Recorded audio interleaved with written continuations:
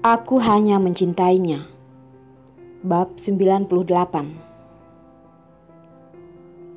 Sepanjang jalan, Jane berkendara dengan kecepatan tinggi, bahkan menerobos lampu merah dan pulang ke rumah.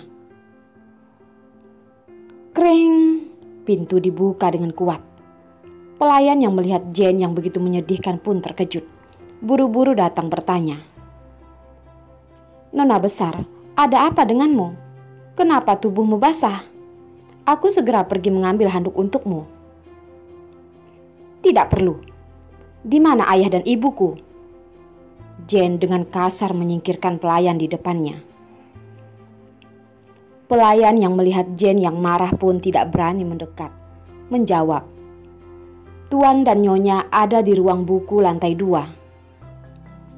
Tatapan Jane menggelap, mengangkat kaki dan pergi ke lantai 2. Belum mendekati ruang buku, dia sudah mendengarkan percakapan dari balik pintu.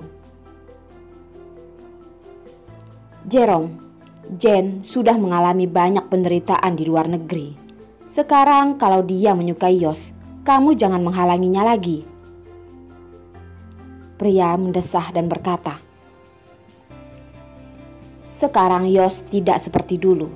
Tidak menduga aku yang sudah begitu lama di dunia ini ada kalanya salah melihat orang. Sekarang kalau Jane bisa bersama dengan Yos, aku tentu setuju. Hanya takut Yos tidak akan berpikir seperti itu." "Mana mungkin? Bukankah Yos sangat menyayangi Jane? Dia juga tidak keberatan dengan hal itu." "Istriku, oh istriku, tatapanmu terlalu pendek. Kamu kira masalah hanya begitu mudah?" "Jerome, jadi bagaimana dengan Jane? Kalau dulu kita tidak..." Jane yang berada di luar sudah mendengar semuanya, langsung membuka pintu dan masuk ke dalam. Dengan suara keras bertanya, "Ayah, ibu, apa yang kalian lakukan di balikku selama ini?" "Jane, kenapa kamu sudah kembali? Ada apa dengan bajumu? Siapa yang menyakitimu?" Gisela melihat baju Jane yang terkena milti dengan khawatir mendekatinya. "Jangan sentuh aku hanya ingin mengetahui kenyataannya." Jane menjerit. Tatapan Gisela terlihat terluka, menyodorkan tangan dan ingin memegang tangannya pun menjadi kosong. Jerome yang awalnya masih mengkhawatirkannya langsung dengan ekspresi serius dan memberi pelajaran berkata, "Jane, ada apa dengan nada bicaramu? Segera minta maaf dengan ibumu." "Jerome, sudahlah. Jane pasti sudah tertekan. Kamu jangan memarahinya lagi. Bagaimanapun, dia adalah yang mengandung selama 10 bulan dan melahirkannya. Gisela tidak ingin melihat Jane dimarahi." Tapi Jane sama sekali tidak peduli. Dengan bersikeras menjerit, "Ayah, sampai sekarang kalian masih ingin menyembunyikannya dariku. Apakah harus menunggu sampai putrimu mati, kalian baru ingin mengatakannya?" "Jane, jangan asal berkata. Kenapa kamu sembarang berkata? Apakah kamu ingin membuat ibu sedih?" Gisela melihat Jane yang menangis pun merasa sedih. Suaranya pun seperti menahan tangis. Memalingkan kepala, melihat suaminya yang terlihat serius. Dengan suara tinggi berkata, "Jerome, sudah sampai saat ini. Apakah kamu masih ingin menyembunyikannya?" "Aku hanya memiliki satu putri. Kalau terjadi sesuatu padanya, aku tidak akan bisa hidup lagi." "Ibu!" Jane dengan sedih memeluk Gisela dan menangis. Jerome mengerutkan dahi melihat mereka berdua yang menangis, mendesah dan berkata, Sudah. Masalah ini juga tidak ada yang perlu disembunyikan. Dulu kami melakukan itu juga demi kebaikanmu." "Ayah, apakah kamu mengakui kalau dulu kamu menggunakan posisimu untuk menghancurkan Yos?" Jane tidak menduga dulu orang tuanya benar-benar diam-diam pergi mencari Yos. Yos adalah orang yang punya harga diri tinggi. Dia mana mungkin bisa menerima perlakuan seperti ini. Makanya meminta putus dengannya saat hampir tamat.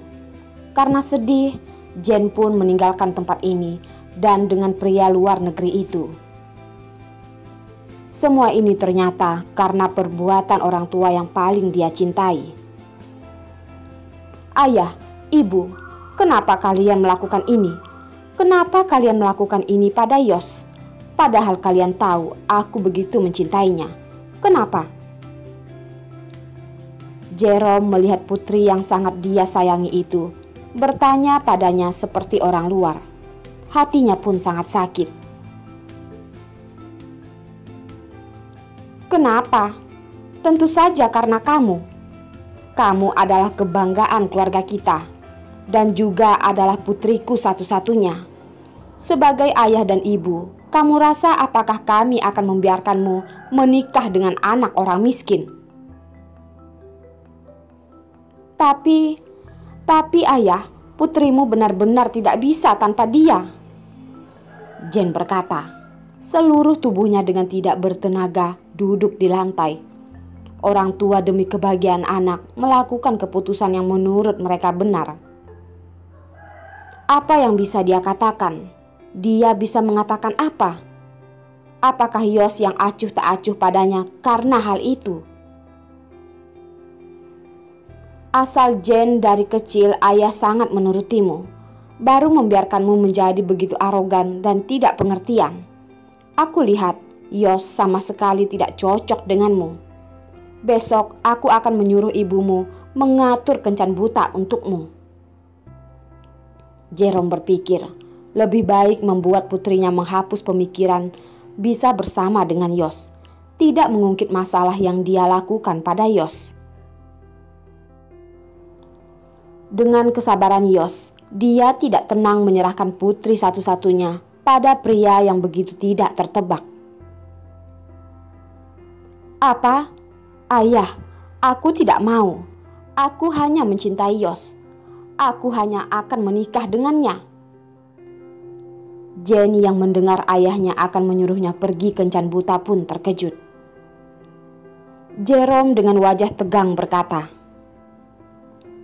"Aku sudah memutuskan.